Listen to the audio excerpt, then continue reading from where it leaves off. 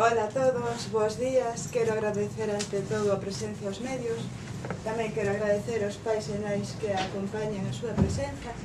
Eu chamome Sara Paz Quiñones e estou neste momento representando a Coordinadora Galega de Equipos de Normalización e Dinamización Lingüística, que engloba unha serie de equipos 500 e pico de toda Galicia.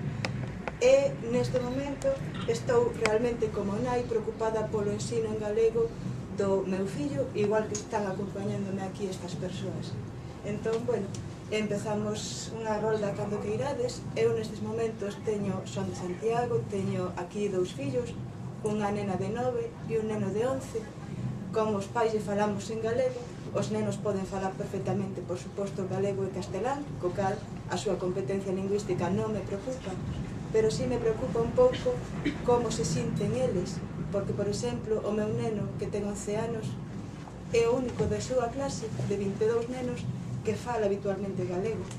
Entón, aínda que a súa profesora é unha maravilla, cos seus compañeiros no recreo vese obrigado a falar castelán pola presión do grupo.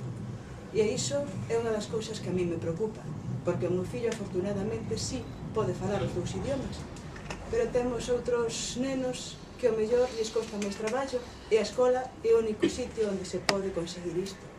Así que cando que irades, Mercedes, si te animas ti a ser a primeira, por favor, preséntaste. Claro que sí. Pues me llamo Mercedes Caridad y bueno, este es mi marido, Antón Campos. Y bueno, solamente queremos decir que en nuestro caso él habla gallego, yo suelo hablar español y queríamos que nuestro hijo tuviese igual competencia en ambas lenguas, ¿no? Por muchos motivos. Primero porque estamos en Galicia y nos parece que por culturilla te debía conocer la lengua de aquí. Segundo, porque creemos que es beneficioso, ¿no? Desde el punto de vista cognitivo para el niño, que aprenda cuantas más lenguas mejor desde pequeño, ¿no? Y tercero, pues un poco porque nos parecía que el niño esto le iba a ayudar con el tema de los prejuicios. Queríamos que fuera una persona abierta, que pudiese el día de mañana desenvolverse igual de bien en un ambiente en que se hablase gallego como un ambiente que se hablase castellano. Y por estos motivos lo metimos en este programa y solo queremos decir que estamos muy satisfechos, que el niño habla las dos lenguas igualmente. Bueno, conmigo habla español, la verdad, con el padre habla gallego. Y estando en Coruña es muy difícil que tenga gente con la que pueda hablar gallego. Entonces venimos un poco a decir que no pasa nada porque los niños reciban la enseñanza en gallego, no pasa nada, hablan perfectamente español igual y creo que puede ser muy positivo para ellos. Solamente decir esto. Gracias, Merchi. Ahora pasamos o micro a Carlos e contanos a túa experiencia, por favor. Hola, bons días. Chámome Carlos Negro Romero. Estou aquí tamén como pai de un neno. No meu caso, eu resido en Ames, no concello de Ames, e o noso neno, que se chama Mario, está escolarizado no colexio de Bispo Guerra Campos de Bertamiráns. O meu neno está na etapa de infantil, o ano pasado empezou unha liña de ensino en galego a petición e por vontade expresa dos pais. Entonces, nese grupo de galego hai pais galego-falantes, nais castelán-falantes, xente de orixe noutros países, pero todo ese grupo de xente diverso, tanto en profesións, como en intereses, como en procedencias, estaba de acordo en que o ensino en galego non ia perxudicar en ningún caso os seus fillos, que ia ser un medio de enriquecemento persoal e un medio de abertura ao mundo e tamén de adaptación ao lugar onde viven. E quero lembrar que Ames é un dos concellos máis dinámicos de Galicia, con máis futuro en canto a xente nova, e que non hai ningún problema nas familias de contacto entre as linguas, nin entre castelán-falantes e galego-falantes. O que si reivindico no nome desa famosa liberdade lingüística, e que detrás da liberdade lingüística tamén estamos os galego-falantes, e se a nós nos eliminan esas liñas de galego que voluntariamente pedimos aos pais, están vulnerando os nosos dereitos lingüísticos, a nosa dignidade como galego-falantes, e sobre todo están vulnerando tamén a posibilidade de que nós manteñamos a transmisión xeracional do idioma, porque isto non é unha cuestión só de nós mesmos, senón primeiro de onde vimos, dos nosos antepasados, e tamén unha cuestión de futuro. É dicir, o mundo camiña cara ao multilingüismo, pero o multilingüismo non se pode entender perdendo a lingua propia, porque entón deixaríamos de ser quen son. Entón, eu, cando falo de galego, falo de futuro, e falo do meu fillo Mario, que evidentemente non ten ningún problema para expresarse en castelán, nin para entendelo, pero que nós lle falamos galego e queremos que manteña o seu idioma vivo. E nada máis, non é unha cuestión de ideoloxía, senón é unha cuestión de dignidade. E gracias. Moitísimas gracias. Pasamos a seguinte compañeira.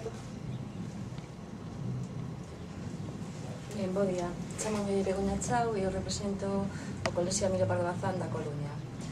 E son nai de 2 fillos, unha nena que ten 5 anos e agora acaba o plan experimental, e un neno que nun principio ia entrar no plan de fomentación en galego porque 25 pais dos 75 decidimos que queríamos o grupo de potenciación en galego.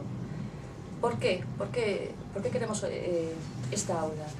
Porque eu como nai penso que a miña nena fala perfectamente as dúas linguas, se desenvolve perfectamente, non hai nada malo. Ali se lle ensina o galego como algo natural, non se lle forza para nada. A miña nena sabe sumar, sabe restar igual que un neno castelán falante, sabe, ten o mesmo dominio da lingua castelán e galego, pero ten soltura en ambas. Eu quero que a miña nena saiba falar as dúas linguas, logo que ela decida, pero que o saiba. Para nós é fundamental que o ensino teña algún tipo de contacto en galego, porque os nosos nenos, a pesar de que están no grupo de potenciación do galego, se castelanizan.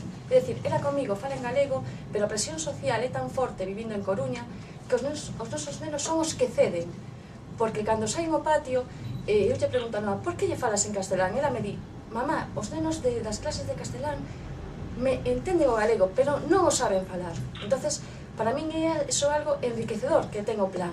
É dicir, que saben as dúas linguas e que non é nada malo. Nada malo.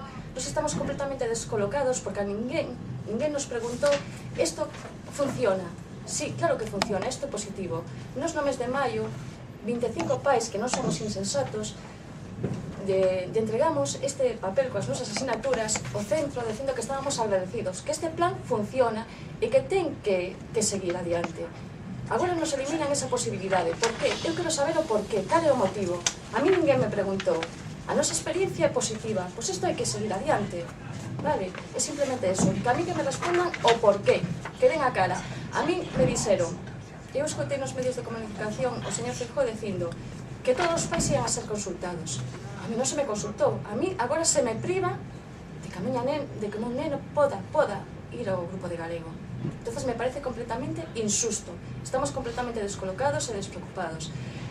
Queremos facer un pouco este chamamento para que, por favor, transmitades esta mensaxe, que os pais que non teñan ningún tipo de medo, que dominan as linguas perfectamente, que o problema non o teñen os nenos, o teñen algúns pais, e que isto é positivo, realmente positivo. Begoña, non o sabedes mediante a Consellería, por que sabedes que se van a suprimir as liñas de inmersión infantil? Pois mira, nós tivemos unha xuntanza o martes e decidimos que sí, que había 25 pais que se ia facer en galego. Curiosamente, antes nos chega o director e dice, isto xa non o hai. E o director deu algunha explicación? Non, que recibiron un email. Un correo sin máis? Sí. E a vos tampouco vos mandaron ningún tipo desde a Consellería? Nada, simplemente se nos priva. Isto é completamente injusto porque isto é moi positivo. E non sabedes que vai pasar o curso que ven? Non, de momento só sabemos pola prensa que vendo onte a Voz de Galicia que o plan experimental de galego se suprime. A nós ninguén nos preguntou, que non nos mintan. Primeiro que nos escoiten. Isto é positivo. Pois entonces haberá que seguir adiante, porque a pesar do plan, os nenos non teñen consolidada a lingua. Necesitan un par de anos máis en primaria para que siga. Porque, xa te digo... O teu pequeno cantos anos ten? O meu pequeno agora xa non se dá oportunidade. No principio ia entrar en setembro, pero agora, aos 25 pais, se nos vulneran os dereitos. Non temos liberdade de escoller. Vai entrar en que curso? Con 3 anos. Claro, pois entón imposible. É imposible, é realmente imposible. Isto é unha injusticia, sinceramente. Estamos moi preocupados e moi indignados.